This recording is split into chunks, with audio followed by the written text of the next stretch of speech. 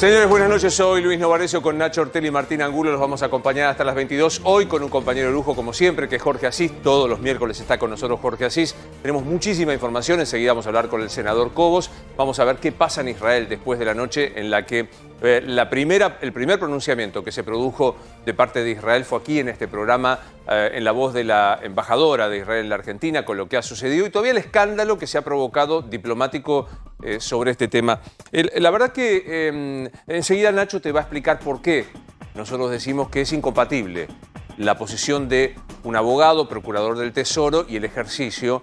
Pero digo, más allá de la incompatibilidad legal y flagrante que hay, como muy bien lo apuntaba mi compañero Nacho Ortelli, no solo se vacunó él, sino su esposa, que no tenía ninguna posición decisional estratégica socialmente protegida, como dijo Zanini. Es muy preocupante.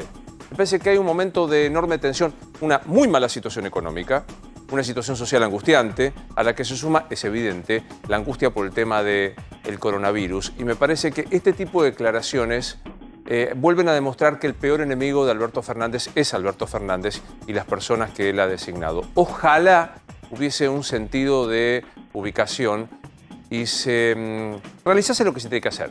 A, pedir disculpas.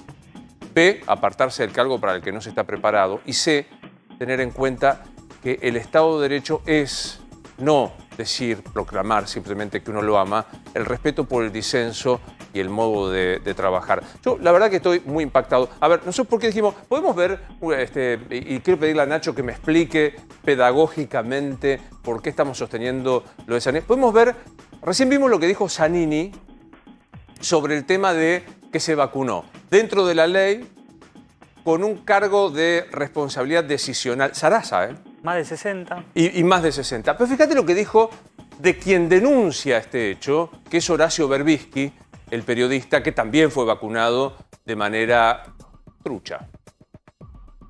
A Horacio Berbisky le dije, estás equivocado, no tenés que actuar con culpa en el tema porque vos tenés derecho a eso.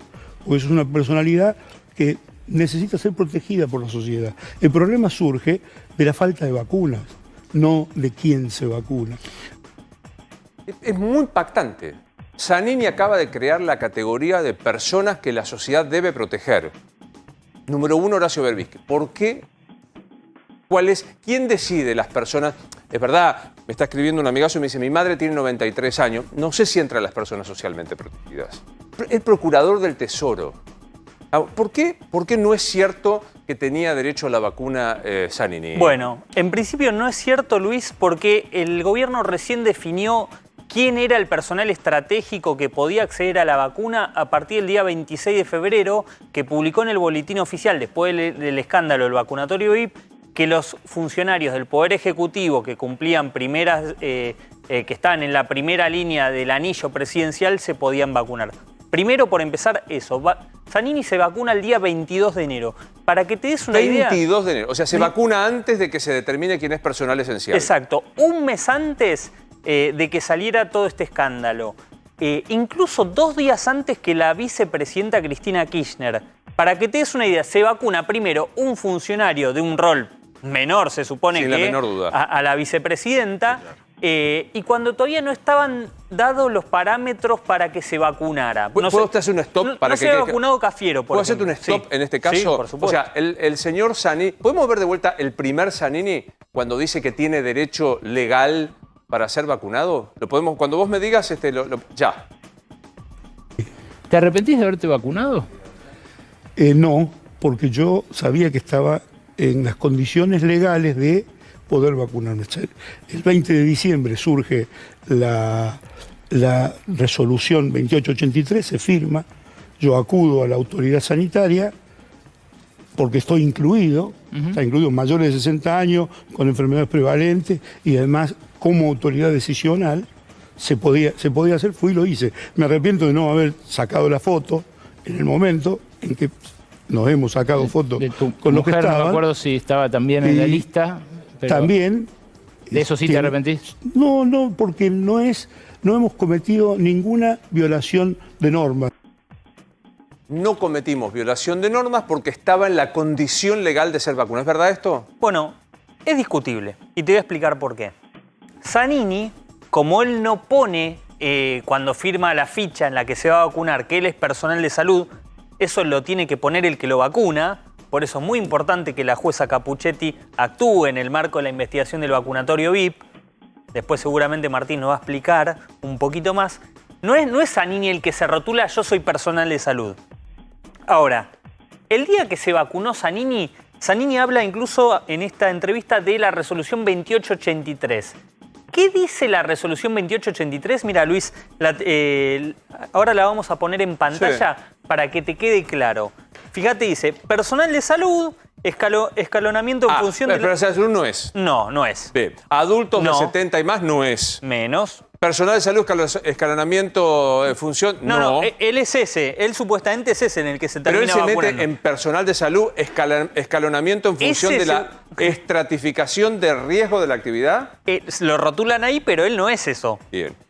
Después de adultos de 70 años, ahí no se ve en pantalla porque está tapado por el resaltador, es adultos de 60 a 69, ahí sí, pero en esa época, en enero, no se habían vacunado el personal de salud, con lo cual no se podía vacunar por las condiciones que él No es plantea. personal docente. No es personal docente. Y otras posibilidades estratégicas, acá viene la zaraza, ¿no? Zaraza. Otras posibilidades estratégicas definidas por las jurisdicciones y la disponibilidad, que había Ahora, poquitas, por cierto. ¿Cuál es la trampa, Luis? Tenemos en otro documento que te habla, dentro del personal de salud, habla de personal estratégico. Esto salió en el boletín oficial, es la resolución 2883 La que a la que hace alusión a él, exacto. ¿no? Viene población, personal de salud y abajo personal estratégico. Zanini, ¿por qué dice lo que dice? Después cada uno interpreta lo que quiere. Él está dentro de esa etapa, como es personal. Exactamente. Toda persona que desarrolle funciones de gestión y conducción de funciones estratégicas necesarias para el adecuado funcionamiento del Estado, así como las personas Pero vos pertenecientes. fíjate, Luis, enseguida dice Fuerza de Seguridad y Armadas. La Fuerza de Seguridad y Armadas, en el cuadro anterior, que es el que vale, estaba en tercer escalón. De hecho, las Fuerzas Armadas todavía no están vacunadas. Las Fuerzas de Seguridad recién las están empezando a vacunar ahora, 4/5 meses después.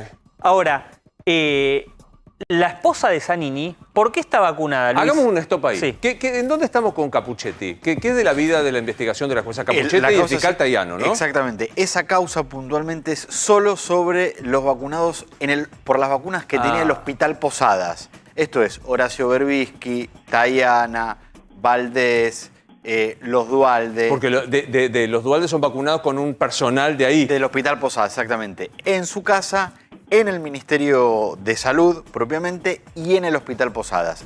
Esa investigación está exclusivamente centrada en eso.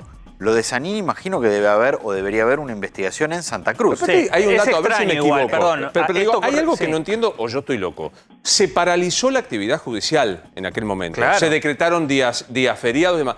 ¿Cuál es la función estratégica del Procurador del Tesoro? Bueno, supuestamente tiene que dar instrucciones en las respuestas que hace el Estado ante las demandas que tiene. Ahora, hay un tema que no quiero dejar pasar, que es, en su momento lo planteé, es increíble que al menos no se convoque a Zanini y no se convoque tampoco a quien vacunó a Zanini, Luis, en el marco de esa investigación, porque se centra la investigación en lo que pasó en el Posadas. ¿Y el resto? ¿Por qué a Zanini no se le pregunta quién lo vacunó? Y ese que lo vacunó, ¿por qué puso personal de salud? Zanini se vacunó en Santa Cruz. Sí. Debería investigarse en Santa Cruz. Imagínate si la justicia federal... Pero la causa no es la misma, la causa no es por irregularidad. No tiene fuero de atracción. Entiendo que no tiene fuero de atracción para que traer toda la causa a Buenos Aires. Son por cuestiones jurisdiccionales. Claro, algún juez capaz que lo hacía. Ahora digo... Bueno, en algún momento... A ver, si alguien por ahí se anima y le pide la causa a Santa Cruz dice... Sí, tomá, digo. Vaya. Sí. No pasó, y no sé si en Santa Cruz hay una causa, pero es interesante esto que plantea Nacho, si está anotado como personal de salud. ¿Quién lo anotó? ¿Quién lo anotó? Digo, Segunda pregunta. ¿Quién es la esposa de Zanini que también es vacunada? No, la esposa de Zanini no tiene por qué estar vacunada, Luis. Pero digo, ¿qué función cumple? No es funcionaria del gobierno nacional. Digo, la señora Zanini pone, señora de Zanini, profesión, sabemos, no tengo idea, no tengo el gusto de conocerla. ¿Trabaja para el Estado? Trabaja para el Estado. ¿Sabemos qué hace? Sí, te confirmo bien el cargo que tiene, pero no del Ejecutivo Nacional. no es parte del Ejecutivo Nacional. O sea, no tiene una función estratégica, no dirige un hospital, no es investigadora del CONICET por la vacuna, no es... Sí, acá la Martín. discusión que fue al principio, Zanini tiene un cargo de mucha importancia, ¿sí? No sé, no es un ministro, pero tiene un rol muy, como decías vos, es el abogado, es el jefe de todos los abogados. Si el gobierno hubiese dicho, yo vacuno a todos los funcionarios de primera línea, porque entiendo que corresponde, porque cumplen una función esencial, esta discusión no la tendríamos. Total. Cafiero no está vacunado. Hay No, Cafiero no se vacunó. El jefe de gabinete no se vacunó. Cafiero ve al presidente todos los días y no está vacunado. Se vacuna, recuerdo el ministro de Economía, que yo sostuve que me parecía razonable porque tenía que salir a tratar de que nos perdonaran. Y lo explicó acá porque ¿Te a él acordás? y a su equipo. Que eran 4. Claro, explicó que si no se vacunaban, después tenían que hacer cuarentena en el Exacto. exterior. Entonces Y tenía que ir a hacer la gira por la Exacto. negociación que tenía. Razonable. Razonable. Lo de Guzmán nos pareció razonable. Sí. Tenía una lógica. Insisto, ¿por qué se vacunó el procurador del Tesoro que vela por la legalidad en nombre del Estado, atropellando una ley como personal de salud? O sea, Ese es el punto. No logro Ese es el entenderlo. punto. Claro, ese es el punto. Yo digo que vuelva a insistir con esto, con que o sea, falsea lo que está diciendo respecto del decreto. Y ostenta, irónicamente, el tema de la foto. Vos sostenés que lo de la foto en realidad... Me pareció como sensación de que él quiso decir, me equivoqué en no hacerlo público. Che, ¿no? ¿Tenés confirmado el trabajo? Porque si es verdad lo que no lo voy a decir al aire, ¿cuál es la actividad que tiene la esposa del doctor Zanini? Me impacta. La verdad me impacta para ser considerado, porque digo, en aquel momento médicos no estaban vacunados. Recordemos, se vacuna el 23 de enero. Sí, 22 de enero, 2 días antes de Cristina Kirchner. 22 de enero, antes que Cristina, no están vacunados. Ni los médicos, ni los enfermeros, ni los terapistas, ni los camilleros. Entonces, la verdad, mira, acá me están dando el dato exacto. Hasta mediados de marzo, esto es información oficial, más del 50%, había más del 50% del personal de salud sin vacunar. O sea, enero, febrero, marzo. 2 meses pasaron y la mitad de los médicos, enfermeros, bioquímicos, farmacéuticos, te paso un gran saludo a todos los enfermeros, hoy es el Día de los Enfermeros, personas de una nobleza heroica como pocas veces se ha visto. Muchos de los enfermeros, más del 50%, no están vacunados. Y Zanini sí, por ser una persona socialmente protegida, con carácter estratégico decisional. Me encanta la capacidad de Sarasa. Para decir, porque yo esto intentaba decir recién a Viviana Canosa, ¿por qué no lo decimos directamente? Se vacunó perché mi piace. Me voy a vacunar porque se me antoja, porque el poder soy yo. Lo mando a vacunar porque sí, porque fue el compañero de Scioli decidido por Cristina. Bueno, sí, es la esposa de Zanini, que tiene 62 años, trabaja en la actividad privada. En una... Fue vacunada por ser mayor de 60. Pero los mayores de 60 hace 5 minutos que se vacunaron. En Santa Cruz. Pero las primeras dosis de Santa Cruz fueron dadas para los médicos. Sí. Fue directora de la Casa de Santa Cruz. Fue funcionaria del gobierno en su momento. Por eso yo tenía el recuerdo y no quise negar que tuviera un cargo en el Estado. Digo esto porque si tiene un cargo en el Estado, capaz que tenía una explicación más lógica. No digo como Zanini, porque Zanini no tenía ninguna explicación para estar vacunado, pero sí, si tenía contacto con el presidente, la vicepresidenta en todo caso, podía tener una explicación. Hay funcionarias que le reportan a Cristina Kirchner en el Senado, que están aisladas del año pasado, y que en algún momento, cuando tengan que volver a tener contacto con Cristina, van a tener que ser vacunadas. No me quiero acercar para sostener el distanciamiento. Solo quiero preguntarte, ¿esto puede ser posible? Es posible, pero dame unos instantes que lo chequeamos, Luis. A ver, al 22 de enero, cuando se vacunan Zanini y su esposa, lo que está claro que la vacuna en todo el país era para el personal médico. Claro. Y que la totalidad del personal médico no estaba vacunada. Pero aparte digo, vuelvo al tema Lifshitz, que insisto, lo digo con mucho respeto por la familia, y yo no estoy de acuerdo en tirar un nombre como modo de chicana emocional. Pero con todo el derecho que tenía... Miguel Lifshitz, que tenía 65 años, era el presidente de la Cámara de Diputados de la provincia. ¿No era decisional estratégico? Es que ahí tal vez haya habido un error del gobierno de no decir, miren, guste o no les guste, hay cargos políticos de mucha trascendencia que requieren que estén vacunados. Porque vos tenés un ministro, jefes de fuerzas de seguridad que no están vacunados, que necesitan sí o sí Obvio. salir. Bueno, a esto los vamos a vacunar. Yo me quedo pensando en algo que introdujo aquí Nacho, que trajo la documentación, que es una mirada más política de este tema. Que es, no es casual que el presidente de la Nación se va de viaje y sale el procurador del Tesoro ahora, 5 meses más tarde, a hacer ostentación de la vacunación, a decir que Berbisky es personal, una persona socialmente que necesita de protección. Entonces, ¿por qué lo haces? Vos decís, ¿porque tenés tal impunidad y tal nivel de arbitrariedad que te importa poco? ¿O quizá hay que buscar una segunda intención, que es minar políticamente al presidente de la Nación, ya bastante minado por el sector más radicalizado del kirchnerismo? Habría que pensarlo. Gabriel Prosperi, buenas noches, ¿cómo estás? Hola, ¿cómo estás, Luis? Estamos, pareciera una imagen como la de ayer, como la que te damos en este mismo lugar, repetida, un replay, como diríamos, pero no, es otra noche que van a pasar aquí los micros de las empresas turísticas que están llevando o que llevaban hasta las restricciones contingentes de jubilados, estudiantes y demás. Van a pasar otra noche más aquí, por lo tanto se van a cumplir mañana 48 horas de manifestación, de corte, por lo menos parcial, aquí en la avenida 9 de Julio. ¿Qué reclaman? Lo recordamos. Subsidios, la posibilidad de tener exenciones impositivas, si es que no les permiten volver a la actividad. Han tenido contactos con ministerios hoy, Luis, para tratar de levantar la medida de fuerza, pero primero fue con el Ministerio de Turismo. El Ministerio de Turismo dijo que no era el área de respuesta. Pasó por el Ministerio de Trabajo, dijo lo mismo. El Ministerio de Transporte dice que es área de jefatura de gabinete. En fin, están en esas vueltas burocráticas para poder desatar este nudo gordiano de este conflicto aquí, que mantiene realmente caótica la circulación vehicular durante casi todo el día. Te puedo asegurar que en hora pico, Luis, esto fue realmente caótico y la gente realmente tiene mucha paciencia cuando pasa Total. por aquí, amén de que la respuesta que están pidiendo por parte del gobierno nacional, por supuesto, sea también para considerar por parte de estos trabajadores que justamente no pueden hacer lo que necesitan para mantener a sus familias, que es trabajar.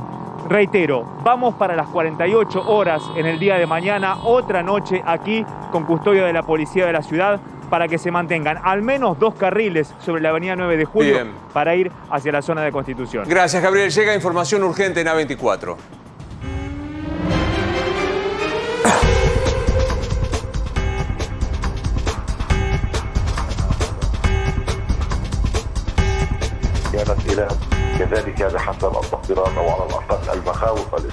Otra vez hay ataques en la zona de Israel, concretamente en Petah Tikva y Rishon.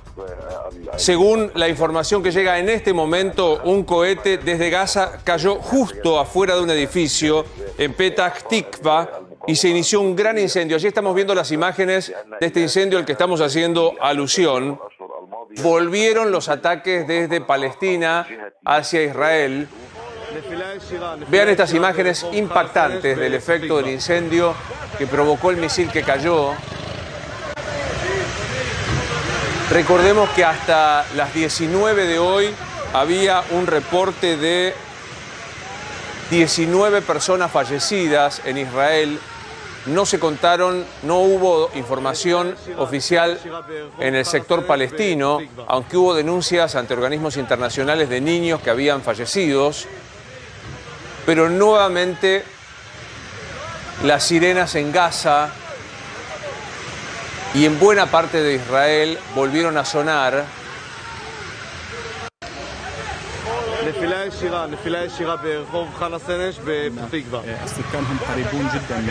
Estos son otra vez imágenes en vivo, en donde se ve claramente el nivel de incendio que se produjo.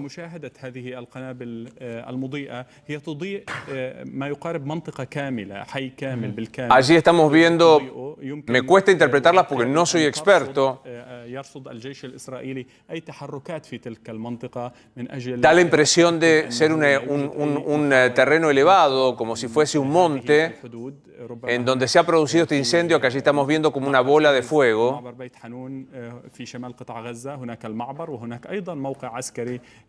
Esto está pasando en este momento, lo estamos cubriendo en vivo.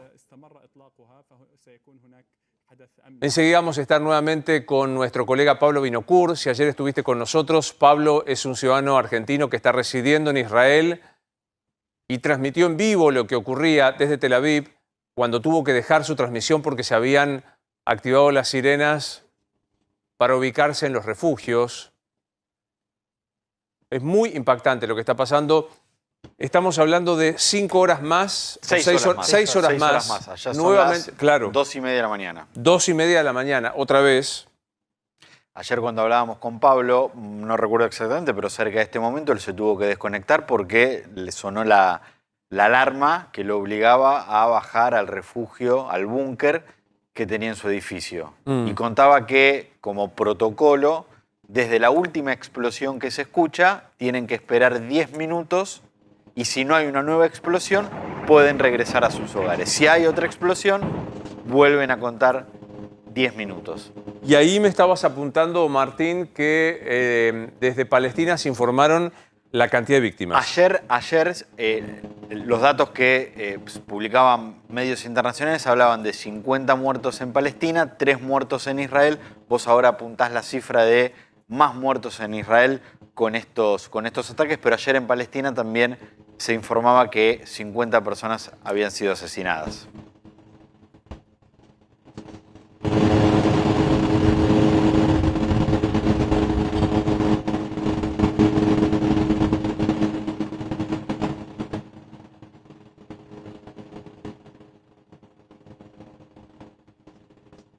Bueno, aquí nos están escribiendo los familiares argentinos que están en la Argentina y que tienen a familiares en Israel diciendo que otra vez en Tel Aviv se han activado las alarmas. Así vamos a estar en vivo en el lugar.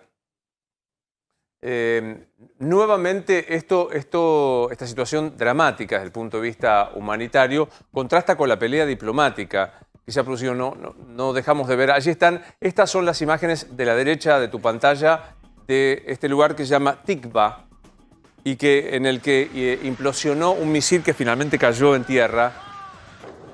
Ahí estás viendo las tareas de socorro de los funcionarios israelíes.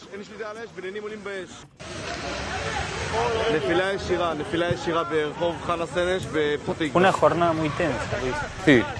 Porque hubo linchamientos. Intento de linchamiento. ¿Dónde?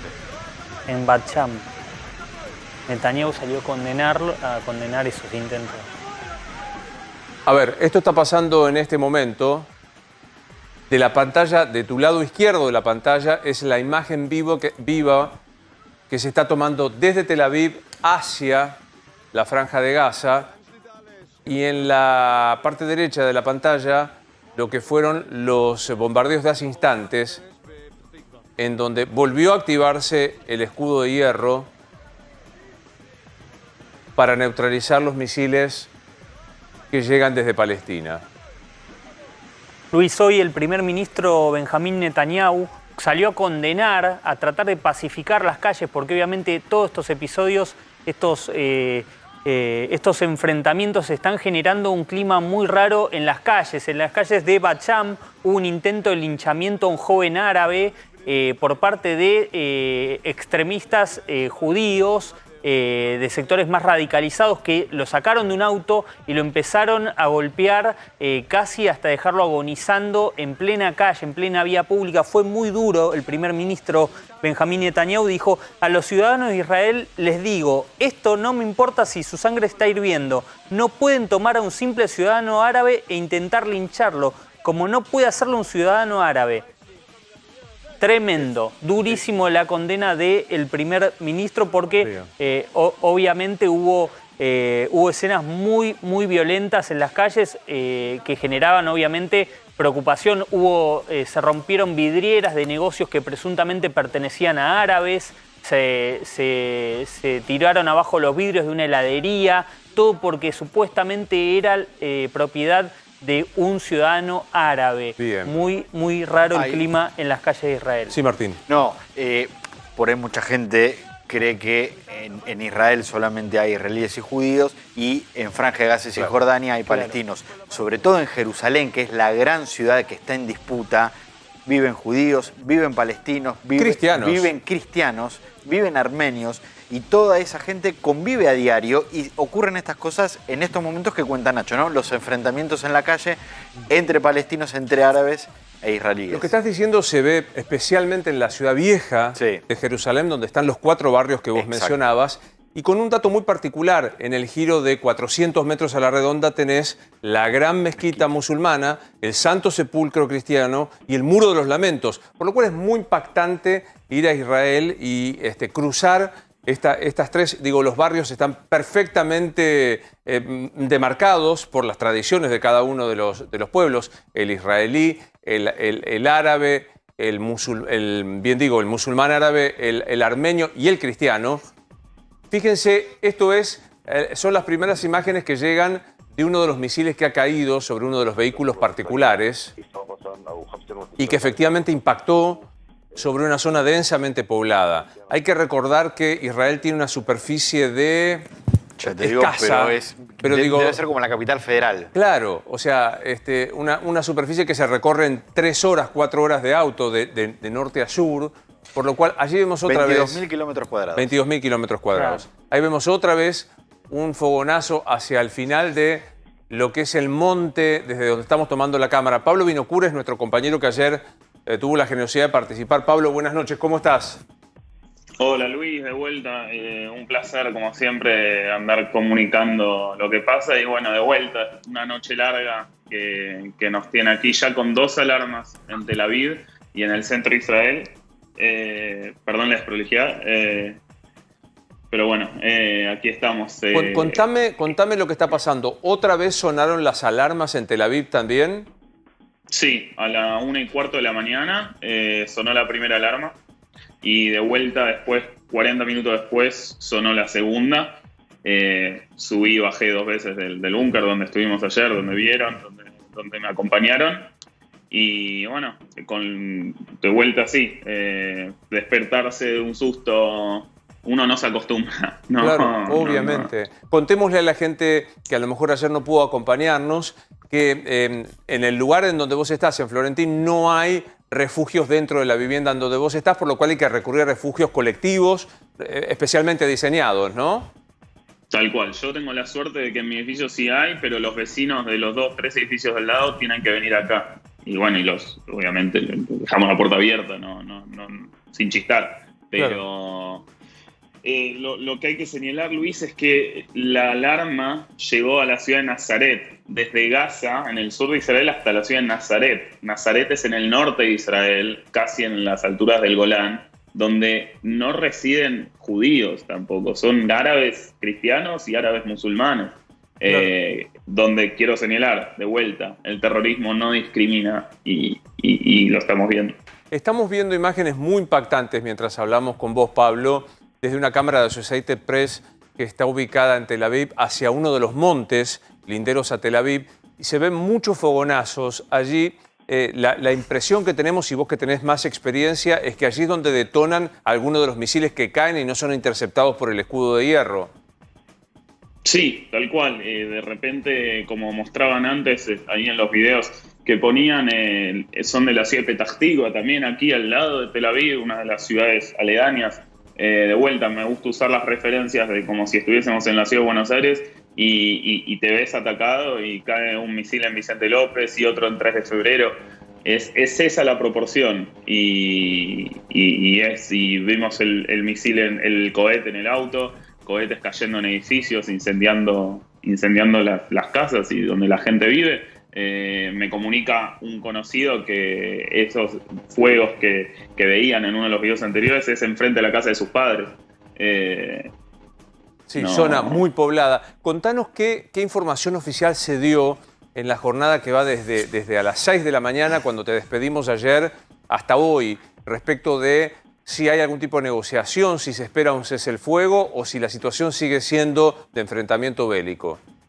Bueno, Egipto está intentando negociar un cese el fuego con Hamas y con Israel. Israel todavía no está dispuesto a sentarse a negociar porque lo que pasó anoche es muy grave. Es muy grave lo que pasó anoche. La decisión del Estado fue atacar los puntos neurálgicos de Hamas y de la yihad islámica en Gaza. También se estudia una posibilidad de que el ejército pueda potencialmente entrar a Gaza por tierra. Esto ya sería algo extremo y se evita hacer, por supuesto, pero está dentro de las posibilidades. Hay un clima social muy grave aquí en Israel, donde diferentes ciudades están con revueltas y linchamientos de ciudadanos árabes a judíos y judíos a árabes, en las ciudades de Tiberias, en las ciudades de Acre, en Lod, que es un punto muy sensible, en la ciudad, Jerusalén, sin ir más lejos, está el clima social muy, muy sensible y hay linchamientos, y ya todos los políticos de aquí, de Israel, han obviamente repudiado la justicia por mano propia, han dicho que la policía y las instituciones son de respetar y que no ataquen, que la sociedad no ataque a gente haciendo mano por justicia propia, ¿no? Pablo, la verdad que mientras estamos hablando, estamos viendo imágenes en vivo. Esto que está ahora a pleno en este momento en nuestra pantalla es una imagen en vivo tomada, insisto, de Tel Aviv. Es muy, muy choqueante que esto sea el panorama común de todos los días, por lo menos de dos noches consecutivas, como estamos viendo. ¿Cómo lo llevas vos del punto de vista de, no me gusta el verbo acostumbrarse, pero no sé cuál es el otro verbo, a que el cielo se vea surcado de bolas de fuego o de misiles que son interceptados? Es como te dije ayer, Luis, sos el blanco, me siento el blanco. Aquí con mis vecinos, mis amigos, somos el blanco, esa es la sensación. Pero por otro lado, lo que también mencionaba ayer, nosotros no nos vamos a dejar persuadir por el miedo y el terror. Vamos a seguir levantándonos a trabajar, vamos a seguir levantándonos a vivir. Y esto, por suerte, Israel tiene las herramientas para defenderse. Y lo digo desde la cúpula de hierro y lo digo desde la diplomacia. Sí. Contame cómo fue el día común del israelí hoy, desde las 4, 5, 6 de la mañana, que fue el último bombardeo. Hoy Martín lo recordaba, ayer nos explicaste que el protocolo se espera la última explosión, 10 minutos, y si no vuelve a aparecer otra explosión, se vuelve a casa. ¿Cómo fue esta mañana levantarse a trabajar? ¿Cómo funcionó Tel Aviv en la mañana de hoy? Bueno, en mi caso particular me fui a trabajar. Trabajé desde casa por una cuestión de que mi jefe, fue más tranquilo. Pero la gente va a trabajar, la gente hace su vida normal, se levanta, va. El que tiene un kiosco va, abre su kiosco. El que tiene cualquier tipo de trabajo va y lo hace. Porque es esto lo que te decía, la gente se levanta y sigue. Y vivimos con esto. Y después vas viviendo el día con las distintas amenazas que la yihad islámica y Hamas van tirando. Amenazaron con tirar a las 6 de la tarde, amenazaron con tirar a las 9 de la noche. Y están tirando a la 1 de la mañana, por lo menos en Tel Aviv. El sur de Israel vive con esto constantemente, no solo ahora, durante todo el año. Y la gente ahí sí está preparada, está con alimentos en el búnker para estar horas en el búnker. Entonces, el día a día es normal, se vive con otra vibra, hay otra energía en la calle. De noche, después de trabajar, las calles están mucho más vacías, obviamente, porque la gente dice, no voy a salir porque me puede agarrar una alarma de repente. Pero sí, en lo que es la rutina, no dejamos que esto nos cambie la vida. Nos seguimos y vamos hacia adelante. Pablo, los argentinos nos creemos generalmente el ombligo del mundo. Ayer cuestionábamos la rapidez que la Cancillería argentina fijó una posición polémica, cuanto menos polémica, sobre lo que estaba ocurriendo allí. Lo que te quiero preguntar como argentino también es si hubo alguna repercusión, si viste alguna repercusión en medios israelíes de la postura que fijó Cancillería. Aquí con nosotros salió anoche la embajadora en Argentina y mostró su preocupación y lamentó de alguna manera lo que había hecho Solá. Pero allá, ¿se dijo algo? ¿Hay alguien fijándose en lo que está diciendo Argentina? Absolutamente no. Claro, claro. Absolutamente no. Si Argentina hubiese dicho repudiamos el terrorismo, en Israel hubiese esbozado una sonrisa, porque Israel es un país que ama a la Argentina, sin ir más lejos. La sociedad israelí ama a la Argentina. Y cuando vemos que el gobierno se pronuncia de esta manera, Los israelíes conocen la realidad argentina, conocen la historia moderna de la Argentina, conocen la política. Y cuando salen a repudiar cosas que no son, que no son las correctas y a dar mensajes confusos, no se sorprenden, pero tampoco indigna porque lo toman de como quien viene. Quiero decir que hay algunas imágenes que estamos viendo y agradezco mucho a un experto en seguridad que nos está explicando. Esa imagen que estamos viendo que nosotros atribuimos a un misil puede serlo, pero también pueden ser las bengalas que son lanzadas por el ejército israelí para iluminar la zona y ver exactamente qué es lo que está sucediendo. Es una toma muy lejana, por lo cual no podemos distinguir entre una cosa y la otra. Pero puede tratarse tanto de la explosión de un misil como de bengalas que son puestas en funcionamiento para iluminar la zona. Algunas, de hecho, estamos viendo que son bengalas que se apagan y que evidentemente no caen en estado de ignición. Pablo, contanos, recién vos hablabas de la yihad y de Hamas. Por supuesto que no queremos dar una clase de lo que significa la tradición del terrorismo árabe, pero esencialmente para los que no conocemos, no somos expertos, ¿qué implica Hamas y qué implica la yihad islámica? Hablando en resumen, el interés de Hamas y la yihad islámica es exterminar al Estado de Israel. No les interesa hablar y hacer una solución de dos estados como sí le interesa a la Autoridad Nacional Palestina, que su interés es convivir dentro de todo los dos pueblos en el territorio y poder llegar a un entendimiento como se ha hecho en el pasado con los acuerdos de Oslo, de la mano de Yitzhak Rabin y Yasser Arafat, por ejemplo.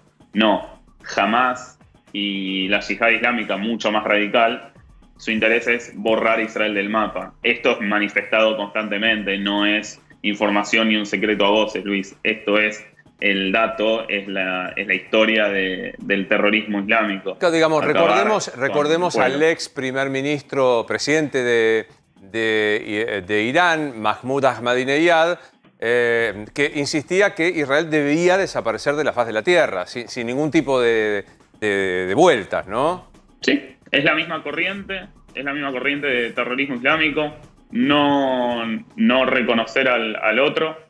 Y quiero ser enfático con esto. Este terrorismo islámico, y voy a ser repetitivo, es el mismo que ideó el atentado a la Embajada de Israel en la Argentina en 1992 y el atentado a la AMIA en 1994 y Madrid en el 2004, Londres también, París es lo mismo. Es todo parte de lo mismo. Entonces, cuando hablamos de que atacan a Israel, es el mismo tipo de ataque que sufrieron los europeos y los estadounidenses en sus respectivos momentos. Hay que ser muy claro con esto. No hay diferencia, no reconocen diferencia, mismo con lo que te contaba que tiraron a Nazaret, una ciudad árabe, netamente árabe. Pablo, ¿y cómo evalúas el parte de la Organización de Naciones Unidas que fijó una posición que después utilizó el gobierno para condenar a la respuesta desproporcionada supuestamente de Israel?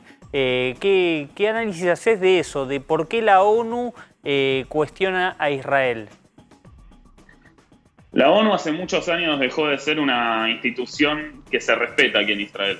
La ONU pasó a ser un lobby de una corriente de pensamiento donde Israel no se puede defender porque puede defenderse. Es así tan sin sentido como suena. La ONU tiene una agenda que no permite que Israel pueda defenderse. Aparentemente Israel no se puede defender por ser un país que está defendiendo a su pueblo y hace muchos años que aquí la ONU se dejó de tomar en serio. No cala Bien. lo que dice la ONU en Israel. Sí, Martín. Pablo, ¿cómo estás? Buenas noches. Hablabas al principio de los linchamientos que se están viviendo por estas horas en distintos lugares de Israel. Previo a todo esto, te llevo 2 semanas atrás, la convivencia entre judíos y palestinos, ¿cómo era? ¿Están esas tensiones? ¿Se viven? ¿La convivencia es absolutamente pacífica? ¿Están por fuera de Hamas, del ejército de Israel, de estos conflictos? Sí, la convivencia generalmente es pacífica entre civiles no hay mayores problemas, no hay mayores inconvenientes. No, esto me toca verlo como algo nuevo. Linchamientos en Israel es algo que nunca hubo, por lo menos en la historia, en la joven historia del Estado. Y ver que de repente ciudadanos árabes atacan a judíos y judíos atacan a árabes, preocupa porque es una crisis social muy importante que no se ha visto en toda la historia. De hecho, Pablo, fue muy llamativo, por lo menos desde acá, que cuando comenzó la campaña masiva de vacunación contra el coronavirus, se vacunaba a toda persona que residía en Israel, incluso ilegales que venían de los territorios árabes sin los papeles, sin embargo se los vacunaba. O sea, la idea era generemos un estado de igualdad de inmunización para todo el mundo. Tal cual, Luis, como vos decís, aquí se ha vacunado a todo el mundo. Aquí en la Municipalidad de Tel Aviv, por ejemplo, hay muchos trabajadores indocumentados de países africanos que llegan a pie, de países como Eritrea, Uganda, Sudán, que llegaron a pie en algún momento y no pueden aplicar a ningún tipo de estatus legal aquí por no existir esa posibilidad. Y las municipalidades dicen, no, vengan, vacúnense porque todos vivimos en el mismo país. Entonces, no se discrimina somos un país aquí donde toda la gente viene de distintos lugares. Mismo yo, mismo mi vecino, no existe esa discriminación. Claro. Y estos linchamientos son muy preocupantes. Obviamente son facciones de minorías extremistas que no hay que pasar por alto, es muy grave, pero no habla de la sociedad de aquí de Israel, ni tampoco de la Palestina, por supuesto. Pablo, vamos a hacer una pequeña pausa en tu transmisión, impecable, por cierto, desde Tel Aviv. Nos quedamos en línea abierta, seguramente ustedes van a ver mientras yo converse con Jorge Asís las imágenes en vivo que están a la izquierda de la pantalla. Enseguida volvemos con vos, Pablo. Muchas gracias. Dale, gracias, Luis. Todos los miércoles a las 9 de la noche es un placer, un honor recibirlo a Jorge Asís. Maestro. ¿Cómo anda mi amigo Rosarino? Bien, estoy mirando, mientras hablo con Pablo, una nota que acaba de publicar tu portal y que dice, espero pronunciar bien, Barrio Sheikh Jarrah, Jerusalén Este, reacomodamientos bélicos Israel y Palestina, Hamas y demás. Sí, me parece que es lo que pienso y de acuerdo a mi información, lo que más o menos ocurre. Escuché muchas condenas, no me cuentan qué es lo que pasa. Contanos, por supuesto que invito a Jorge Asís Digital para leerlo porque es lo mejor. Contanos qué está pasando. No te quiero ir desde el origen porque ya sería, viste, para que se pronuncien todos. Digamos, este barrio, el Sheikh Jarrah, es un barrio que está muy cerca del centro histórico de Jerusalén. Y ahí había una cuestión judicial, es decir, es un barrio de predominancia palestina, donde había juicios y un tribunal israelí sentenció confiscación de algunas residencias que van a ser utilizadas por los colonos israelíes, como pasa en muchos lados. Pero tenés que entender que ahí hay una ética de conflicto, una dinámica de conflicto, que es permanente. Ahí tenés también, en ese momento, exactamente el fin del Ramadán, y también coincide con una fecha histórica muy importante para el patriotismo israelí, que de pronto con estampillas, alguien puede decir la extrema derecha israelí, que se manifiesta en esos lugares y por supuesto que ahí hubo un desorden extraordinario. Tenés que entender la ética del conflicto. A partir de ese conflicto se generan todo lo que vos ves y que tiene que ver, que acá se mezcla con la posición de la Cancillería Argentina, la desproporción. La desproporción de la que habla seguramente el comunicado es porque es una desproporción real, porque los de Hamás saben que con el armamento que tiene Israel no pueden soportar 20 días. El tema no es un combate de igual. Hay una provocación, si vos querés, de Hamás, que Hamás es movimiento de resistencia islámica que conduce la Franja de Gaza y que está en enfrentamiento con la autoridad palestina que está en Cisjordania. ¿Cuál es la gran diferencia entre los que están en Cisjordania, que son la continuidad, si vos querés, con muchas características que pasaban en el medio de Yasser Arafat, y clase de declinación, te diría, aparte de la importancia del conflicto en Medio Oriente de Arafat, la gran diferencia es que en la autoridad palestina se reconoce el Estado de Israel. Claro. Hamas no. No, es más, propone la desaparición de la faz de la tierra. Hamas, ¿qué es lo que busca Hamas? Hamas quiere suplir lo que fue la Organización para la Liberación de Palestina. Uno de los partidos que está en esa organización es Al-Fatah, que es el partido del poder, el oficial, el que tiene el gobierno. ¿Qué hace? ¿Cuál es? Que esto me parece que es importante para discutir, y por supuesto, por más que uno consulte a los embajadores tienen que defender lo que tienen que defender. Yo no tengo que defender aquí a nadie, me atrevo a contar y a interpretar lo que yo creo que busca Hamas. Hamas quiere deslegitimar ante sus sociedades a todos los países árabes que acordaron con Israel y con Estados Unidos.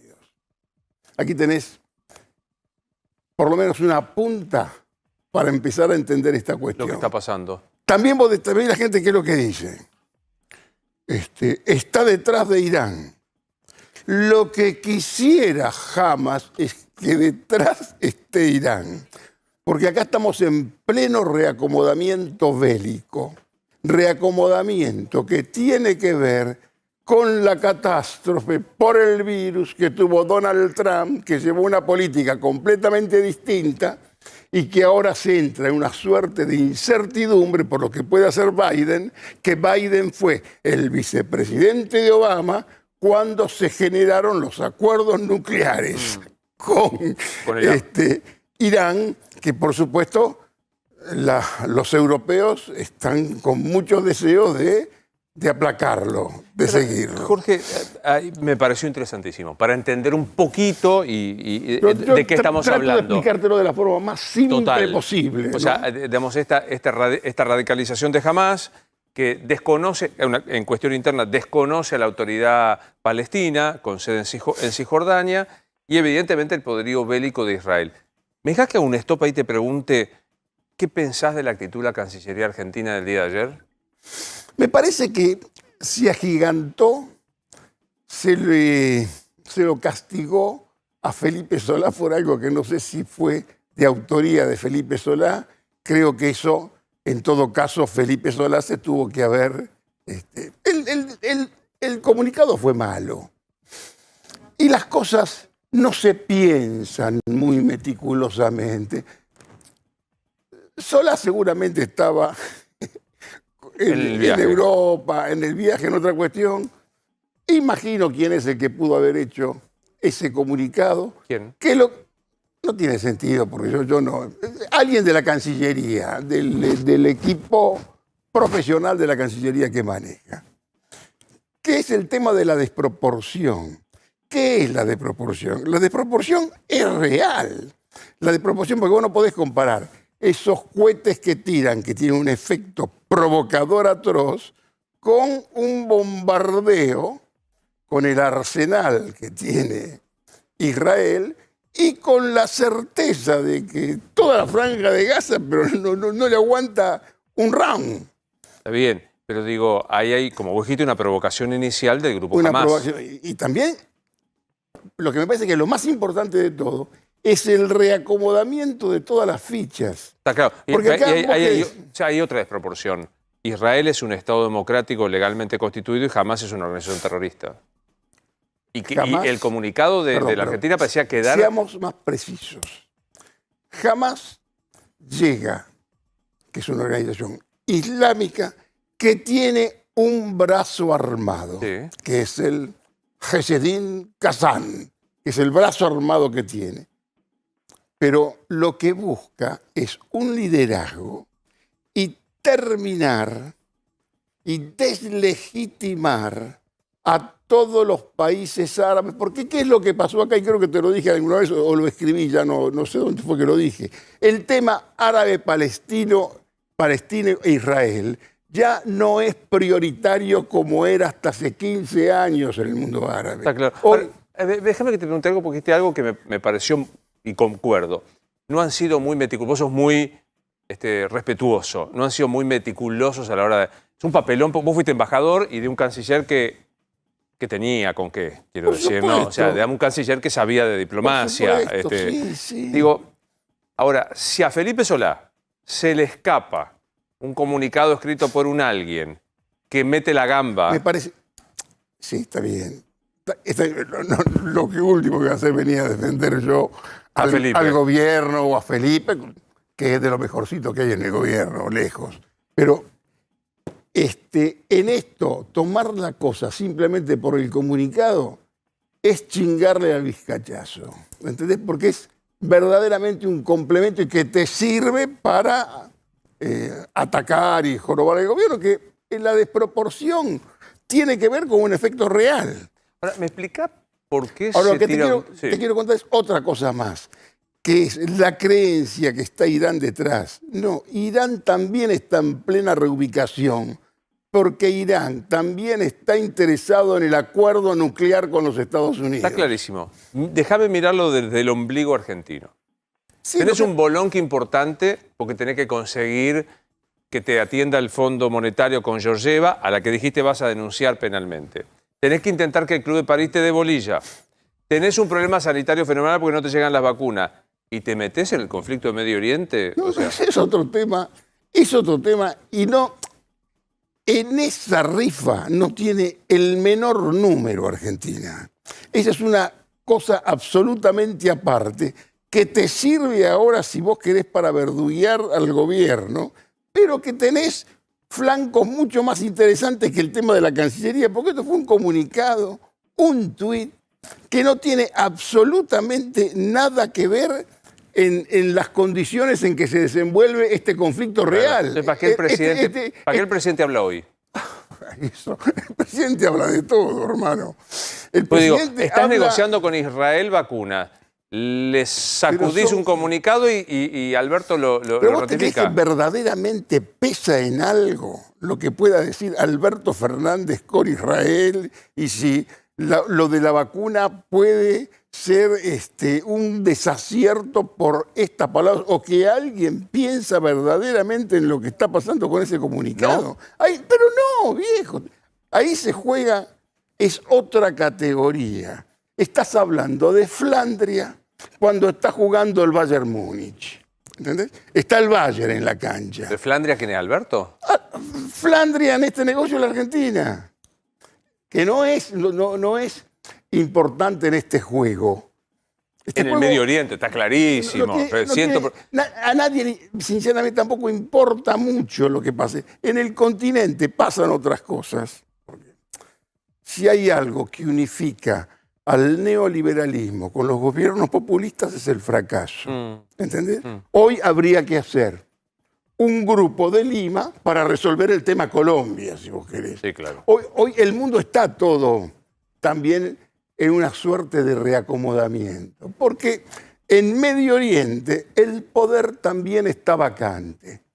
Y con un 4, Hamas, que todos creen que tiene Irán atrás, que en realidad si Irán pone algunos fondos, lo pone para el Jihad Islámica, no lo va a poner nunca para Hamas. ¿Tú decís que ni siquiera por viveza criolla debió haber sido un comunicado, una posición presidencial más neutra, cese las hostilidades, cese el fuego? Sí, un llamado de paz. Y nada más. Te digo, absolutamente nada después más. que recibiste a las autoridades israelíes que te propusieron ser un socio privilegiado de la vacuna de Israel, es de vuelta un... Pero tampoco con ese argumento se sostiene una posición, Luis, porque vos no podés tener una posición geopolítica en virtud de la cuestión coyuntural de una vacuna. ¿De qué estamos hablando? Está claro. Seamos, digamos, por lo menos, ahí están.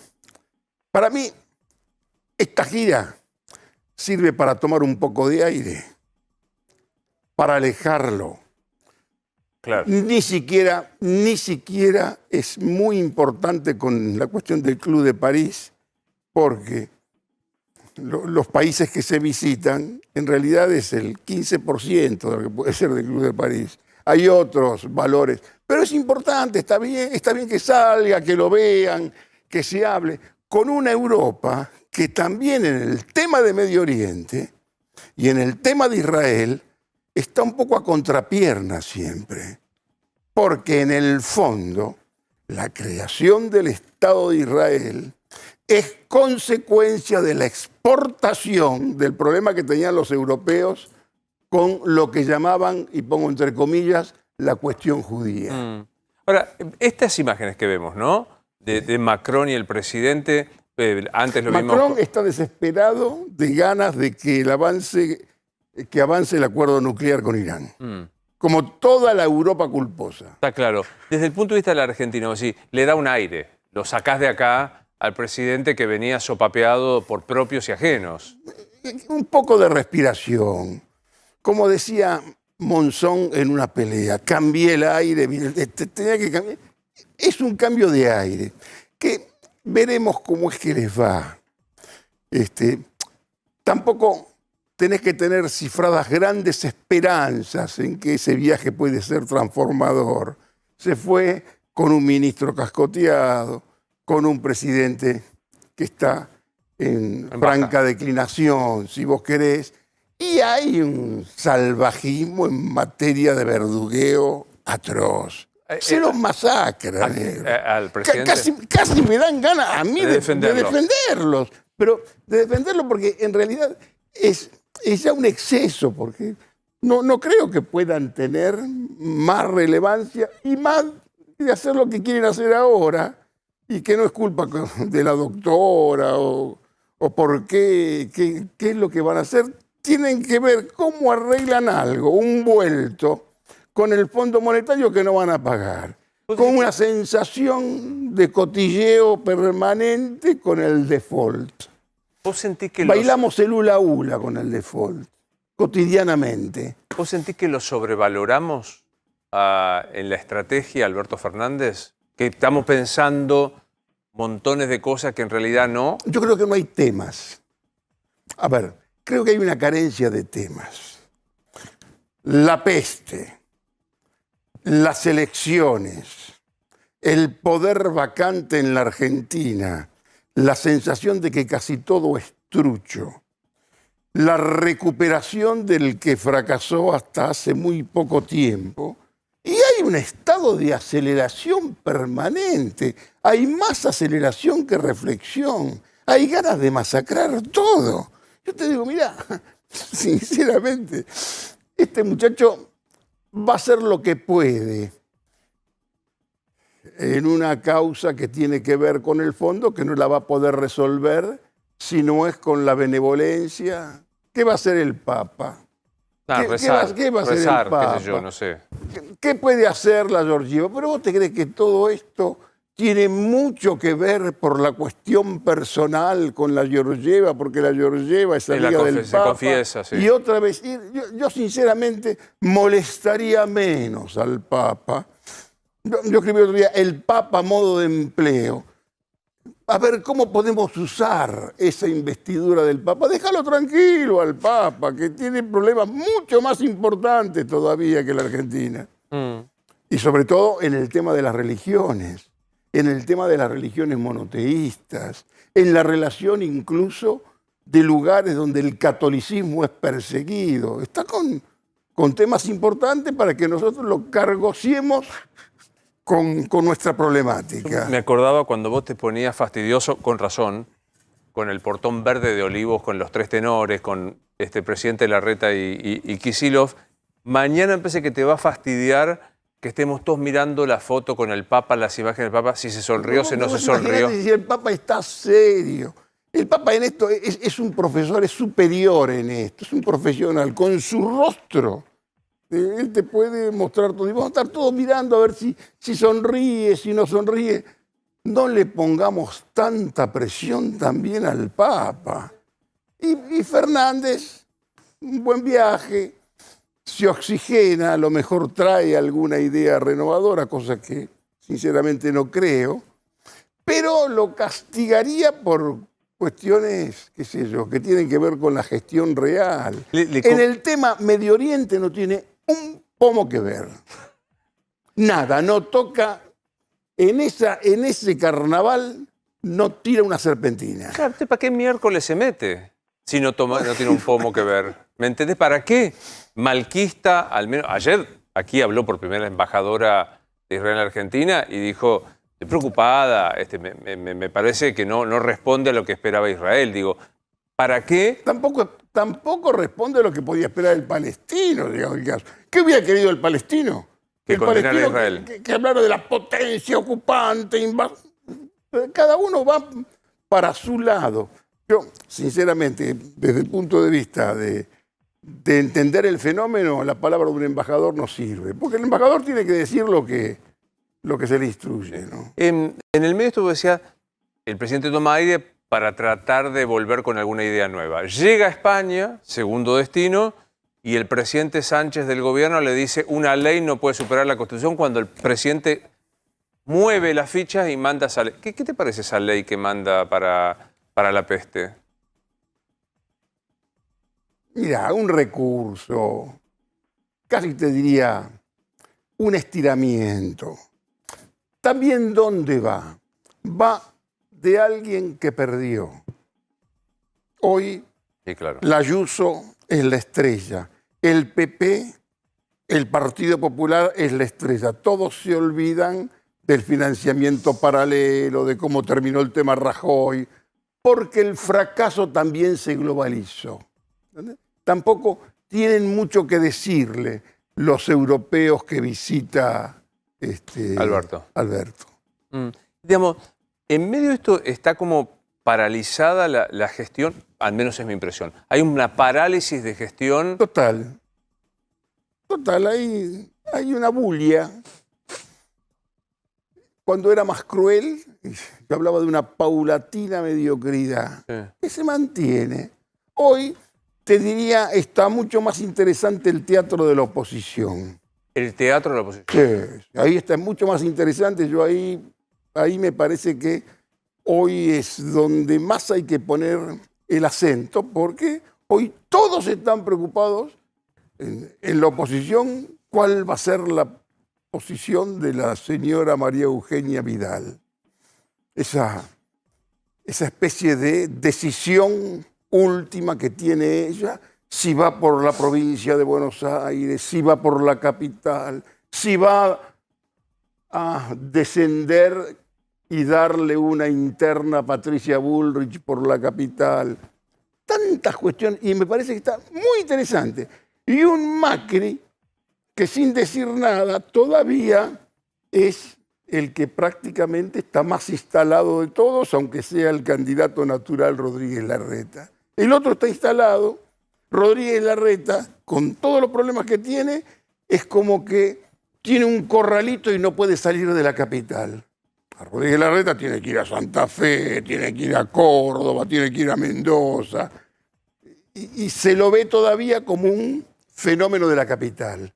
Vos dijiste que todavía, a pesar del fracaso reciente, Mauricio sigue como primera figura de este teatro de la oposición. Como una figura, te diría, sí, notable todavía. Sí. Yo te lo digo, sostengo mi tesis del buen producto desperdiciado y que quiere ser presidente de la República. Como te dije acá, que Patricia Bullrich también quiere ser presidente de la República. Y hoy todos lo dicen. Que todos creen que Patricia es un instrumento de Macri. Patricia no es instrumento de nadie.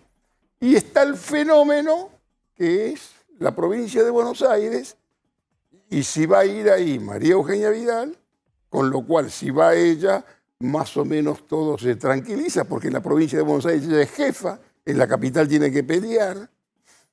¿Qué es lo que van a hacer con Santilli? ¿Y qué pasa con los muchachos que vienen abajo y que también empiezan a sacar la cabeza? Ya no solamente Jorge Macri, Diego Valenzuela, mismo Grindetti, aunque diga que no, que son tipos, viste, que también empujan. Esta interna, te digo que me parece está mucho más interesante. En algún momento empecé que el gobierno de Alberto o el kirchnerismo, o qué sé yo, que el peronismo eligió a Rodríguez Larreta como... De hecho, lo catapultó a... No, lo hizo Sarmiento, hermano. Escuchame, hoy es Domingo Faustino Sarmiento. Qué gran Larreta. frase. Qué gran frase. Hoy es Sarmiento, lo hicimos sarmientino. Es en la escuela misma. Claro, con el tema de la educación, fundamental, pero todavía no le alcanza para nacionalizarlo. Y vos ahí tenés, yo creo que en cualquier momento se va a desatar la interna, que es Macri Bullrich y Horacio, María Eugenia y Santilli. Ahora digo, lo hicieron Sarmiento, te la voy a robar. Voy a citar... Sí, hasta aparte parece Sarmiento. ¿Tiene alguna pelada parecida a la...? El más parecido a Sarmiento hasta hace poco era Cavallo nada más. Pero ahora mirá, parece Sarmiento. Ahora parece Sarmiento. Digo, pareció que iban por Sarmiento y de golpe lo volvieron a ensalzar a Macri pegándole. Porque viste que la política argentina se basa en el denuesto del otro. Tampoco hay una mesa política. No existe una mesa política que piense estrategias. Es todo a la improvisada y cómo salga.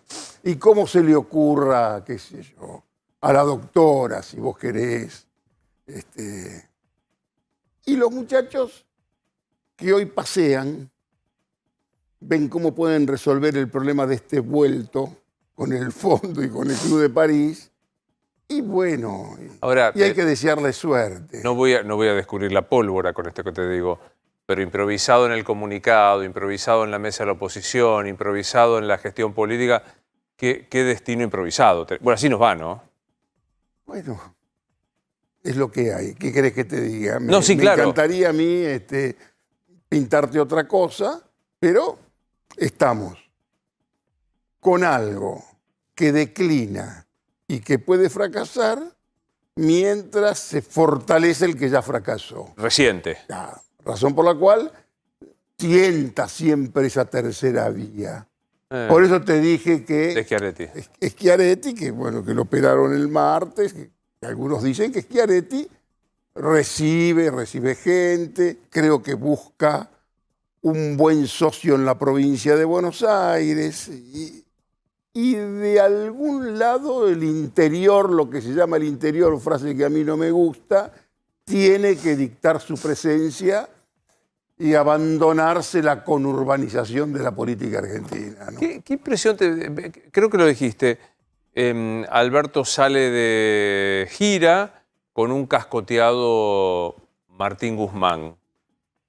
¿El cascoteo ya está? ¿Ya le dejaron abollado para siempre o hay algún sacabollo que pueda sostenerlo? Vamos a ver con qué vienen. ¿Con qué vienen? ¿Cómo le va? Yo pienso que lo que es el gobierno, el boleto del muchacho ya no tiene retorno. Está picado. Frase mía de hace mucho tiempo que parece que el boleto está ahí picado. No creo que tengan muy buenos posibles reemplazantes. ¿Y para qué cambiarlo? Si de pronto, para lo que viene, yo no haría, no sé, si van a hacer algunos grandes cambios antes de las elecciones. Aquí, Dios es peronista, la soja ya está más arriba de 600 es kirchnerista la dólares. soja, bueno, más que peronista. El kirchnerismo es una cepa del peronismo. Una cepa que les cuesta a los peronistas que no son kirchneristas admitirlo. Y es muy curioso porque el antikirchnerismo de los peronistas se parece mucho al antiperonismo. Son juegos aparentemente intelectuales del lenguaje, pero tienen mucho que ver con la discusión cotidiana. Yo decía, para lo que viene no hay que hacer mucho cambio, porque no te imaginás el bendito relance. ¿Te acuerdas que el año pasado con el 80% de popularidad decían, ahora se relanza El relanzamiento Alberto? de la nada, hermano. Alberto puede relanzar la nada misma. ¿Qué vas a relanzar? Ahora tenés que ver cómo mantenés lo que tenés y estás en una etapa electoral. ¿Qué es lo que tenés que hacer? Vacunar. La vacuna es un instrumento hoy prioritario de la actividad política. Una vacuna, un voto. No sé si es una vacuna, un voto, pero me parece que va a ser importante. Vacunar, ver si le podés poner plata en el bolsillo de la gente es muy difícil. Yo creo, lo que pasa es que yo no estoy para darle ideas al gobierno, ¿entendés? Aquí el gran desafío es formalizar de algún modo la economía informal. Si acá no formalizás en parte la economía informal, va a ser muy difícil sincerar este país. Vos hablas del sinceramiento, bueno, hay más de un PBI que está fuera del circuito. Un país que es el mendigo, como dice el vicepresidente de Brasil, un país que juega de mendigo, y tenemos más de un PBI abajo. Alguna cosa me parece que se les tiene que ocurrir. No te la voy a decir yo por televisión, no tiene sentido, ¿no? ¿Qué te dicen los empresarios con los que vos hablás y mucho y que prefieren guardar un silencio on, pero cuando conversás en off? Mira, los empresarios, el gran problema que tiene Macri, que tiene lo que fracasó, que hoy se fortalece, es su relación con los empresarios, que se sienten defraudados, muchos de ellos traicionados, desilusionados, desengañados. Los empresarios lo que quieren hacer es dinero. Con el peronismo siempre hicieron dinero. El peronismo nunca vino a expropiar y no hay ninguna idea revolucionaria. En realidad, los empresarios que saben que se puede manejar mejor, en este caso con el peronismo. Y la gran frustración es con aquel que supuestamente los representaba. Claro. ¿No es cierto? Ahora, ¿cómo están? Y están como está Medio Oriente con Biden, representados por la incertidumbre. ¿Qué es lo que puede venir? Te lo pregunto porque pasó de largo una frase de ayer o anteayer de Sergio Massa, uno de los integrantes de la coalición, que dijo: sin empresarios no hay empleo, sin capital no hay empresas. O sea, como tratando de... Mira, Massa genera un fenómeno ahí adentro. Massa es, si vos querés, la derecha de lo que es el Frente de Todos. Massa le es muy útil a la doctora, a Máximo, a la Cámpora, porque es el que puede recrear un clima de inversiones en la Argentina. ¿Qué es? Esa manera de entender la política que genera un desgajamiento en el Frente de Todos por izquierda, que todavía no se terminó de corporizar. Pero, según mi información probablemente mala, los Luis Delía, Grabois. No te diría Grabois, te diría la embajadora Castro, te diría Ramos Padilla Padre, te diría Gerardo Luis Ferreira de Electroingeniería, que buscan de pronto otra manera. Digamos, lo que tiene Massa, que le favorece a la doctora y a la Cámpora por su acercamiento con el capital y por lo que tiene que ver con los empresarios, es exactamente lo que puede generar un desgajamiento por izquierda porque es muy difícil contenerlos. ¿Qué ves de situación social que por ahora se expresa en algunas movilizaciones o en, yo lo cité a Grabois, en declaraciones fuertes diciendo el asistencialismo es gorila, Pérsico diciendo esto no funciona? ¿Qué ves ahí? Y mira, ¿qué es lo que veo? Que ahí hay un problema para atender. Porque si yo fuera un crítico de las organizaciones sociales, digo, y lo que pasa es que la tarjeta alimentaria va directamente a a la tarjeta y no pasa por intermedio de estos muchachos. Lo que dicen estos muchachos tiene razón. Lo que dicen, pan para hoy, para hambre para mañana, es verdad, es asistencialismo, que el asistencialismo lo que puede hacer es más o menos mantenerlo mal. Claro. Pero lo que tienen que hacer tanto la oposición como el oficialismo es ver cómo generás un gobierno, una estructura que pueda tener que ver con el trabajo. Y si de pronto, no te voy a dar las ideas por televisión, pero y si de pronto generás algún programa distinto con excepciones fiscales a todo aquel empresario que contrate 3 o 4 personas menores de 30 años o que de pronto se arriesgue a tomar a un viejo de 45, 50 años que todavía puede ser útil para algo, en un país donde nadie contrata nada. Nadie se arriesga a todo eso. ¿Qué es lo que piden los muchachos? Empleo. Quieren un empleo genuino. Pero bueno, para empleo genuino tenés que ver cómo lo generás. Está claro. Tiene que haber empleadores. Y para que haya empleadores tiene que haber capital. Tiene que haber capital, claro. De pronto, como se le dice a la izquierda, para que vos puedas desmoronar el capitalismo, déjame primero construirlo. Claro. Si no podés construir el capitalismo, va a ser muy difícil que lo puedas Las módicas desmembrar. bases. Las bases vulgares del capitalismo tolerable. En el frente de todos, quien mejor lo puede corporizar Es Massa. Ahora, si vos querés ir para ese lado, no aspires a que vayan todos, porque hay muchos que lo que quieren es combatir exactamente eso.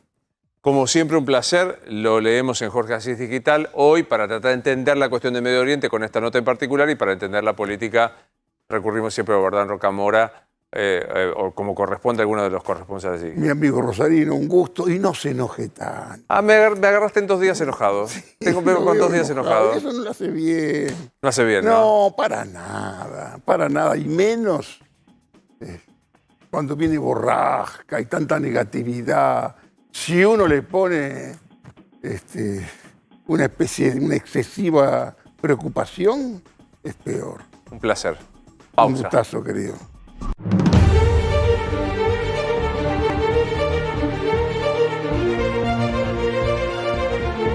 Quiero agradecer especialmente al senador por Mendoza, Julio César Cobos, que nos ha guardado y nos arrolló otra vez la información de Medio Oriente. Gracias por estar con nosotros, senador. Un gusto, Luis. Bueno, el tema evidentemente captaba la atención, así que totalmente justificado el seguimiento del programa. Muchas y si gracias. me permite una cucharita en el tema. Claro. Sí. No, primero, a ver, una de las dudas que tenía Luis sobre, se lo digo porque he estado en Israel, he estado en Franja de Gaza hace 4 años, así que conozco bien toda la problemática de la región, y el escudo de defensa que tiene Israel funciona detectando, ni bien sale un misil de la zona de Franja de Gaza, pero detecta también la trayectoria. Y si esta trayectoria no pone en riesgo a la población y cae en lugares descampados, ese misil es como ignorado. Entonces, parte de las explosiones que por ahí también se puede ver, que no sean en el aire, sino en el monte, es porque cae en un misil que no tenía un destino, digamos, poblacional.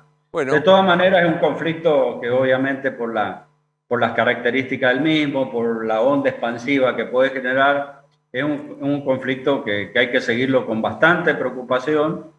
Pienso que Cancillería tendría que haber optado por lamentar las víctimas, denostar toda actitud bélica, hacer un llamamiento a la paz a israelí y palestino.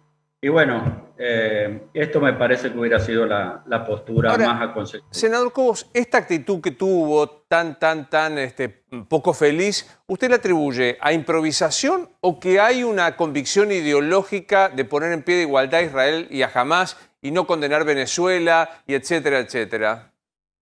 Mire, no sé, la verdad, porque uno no está ahí en el riñón de lo que está haciendo por ahí algunos funcionarios del gobierno nacional, pero En Cancillería, en la política exterior, primero que hay una política en este sentido en Medio Oriente ya muy tradicional y acá atrás trascendido a todos los gobiernos. Nosotros queremos que Palestina conforme una nación, que Israel viva tranquilo, pero también hemos condenado la ocupación de Israel en terrenos palestinos. Esa ha sido la postura tradicional de Argentina, ¿no? Entonces, en Cancillería, la adjetivación hay que ser muy cuidadoso, porque los adjetivos por ahí, bueno, llevan para un lado o por el otro en la interpretación que después se hace a nivel diplomático. Entonces, no hay que manejarse con improvisación, hay que manejarse con toda la historia y la postura tradicional que tiene Argentina en este sentido, en esta región, y también ser muy cuidadoso del punto y coma y de los adjetivos. Lo traigo a la Argentina. ¿Tiene decidido ya su voto en este proyecto de delegación de facultades del Ejecutivo por la pandemia? Sí, el voto está decidido y nuestro interbloque. Mire, Luis, desde que asumió Alberto Fernández, se han emitido 142 decretos de necesidad y urgencia. Nosotros como Congreso hemos sancionado 65 leyes. De esos 142 decretos, podemos decir que desde la pandemia fueron 122, pero específico de COVID, 63 fueron decretos de necesidad de urgencia. Nosotros hemos tratado dentro de las 65 leyes algunos temas vinculados, como telesalud, teletrabajo, alguna modificación que hicimos a la ley de educación para permitir y que se acrediten los conocimientos vía virtual. Pero un proyecto que ingresó el lunes, que lo conocimos el martes y que hoy ya tiene dictamen, bueno, ya tiene dictamen, interpretamos que no hemos podido aportar nuestra postura, que va más allá de actitudes restrictivas. Tendríamos que haber hablado de vacunas, de aumentar los testeos, si verdaderamente queremos combatir la pandemia. Y más allá de lo que entendemos que esto surgió, yo diría, entre comillas, por un capricho, por un fallo de la Corte que tuvo tres aristas. Primero, lo puso en una igualdad de plano a la ciudad de Buenos Aires con el resto de las provincias. No había que pedir una interpretación a la Corte. Claro. La ciudad autónoma de Buenos Aires ya lo dice. La Corte, cuanto hay dudas en la interpretación. Bueno, después, la otra parte importante que dice las facultades son concurrentes en materia de salud y en materia de educación, entre nación y provincia. Pero lo otro tercero, si hay colisión entre estos dos estados, prima el derecho de las provincias, porque las provincias son originarias al Estado Nacional, son preexistentes. Entonces, a partir de ahí, tratar de buscar toda una argumentación que está bien si uno va al caso, porque se han seguido parámetros de la OMC, de cuándo es riesgo epidemiológico sanitario bajo, medio, alto, alarma sanitaria, y una clasificación que por ahí se hace de partido, departamento o aglomerado, pero es más allá que eso, y nosotros lo que ponemos es una ley que verdaderamente no viole nuestra Constitución, como entendemos lo hace el artículo 21, que las facultades delegadas, porque mire, Luis, cuando la Constitución es muy sabia, no quiere decreto de necesidad de urgencia, no quiere facultad delegada. Tal es así que dice que cuando se delegan facultades serán motivo de juicio, de traición a la patria, al que lo haga, pero siempre abre una puertita. Lo mismo con los DNU, pero le pone condiciones para los decretos de necesidad. Que fue un poco lo que también le reclamaba la Corte, claro. Bueno, exactamente, y este no tiene plazo. Yo creo que van a tratar de hacer unas modificaciones cosméticas, me parece a mí, porque se han sugerido los propios constitucionalistas que hoy escuchamos y que ellos invitaron. Obviamente los que invitamos con nosotros por parte de nuestro bloque no están para nada de acuerdo y se tiene vicios de inconstitucionalidad. Y fíjese que en uno de los artículos, no sé para qué queremos la ley, en uno de los artículos que es de delegación, prácticamente dice, Bien. bueno, pero después la autoridad de aplicación podrá cambiar todos estos parámetros en consulta, no dice con acuerdo, Está claro. en consulta. Pueden estar las 24 provincias en desacuerdo, pero decir, mire, yo los consulté. Entonces, hay palabras que tenemos que cambiar. Bueno, nosotros estamos abiertos a esto. ¿Quiere hacer una pregunta? Fíjese que la primera vez que veo una ley que tiene un plazo de inicio. Normalmente cuando usted sanciona la ley dice, bueno, entrará en vigencia la promulgación o de los 30 días. Bueno, esta dice entra en vigencia el 22 de mayo. Es decir, que tiene que estar sancionado el 22 de mayo. ¿Quiere hacer una última pregunta breve, Nacho? Sí, Cobos, si se quita la parte de las clases presenciales, que fue el tema que entró en colisión con la ciudad de Buenos Aires, ¿ustedes estarían dispuestos a repensar su postura? Pero si se quita lo de presencial... No, hay muchas cosas que hay que cambiar. No alcanza con eso. No, así como está... a ver, lo que dijo uno de los constitucionalistas, creo que es Gil Domínguez, que invitaron ellos, dice, mire, la excepción tiene que ser la virtualidad. O sea, creo que por ahí van a ir.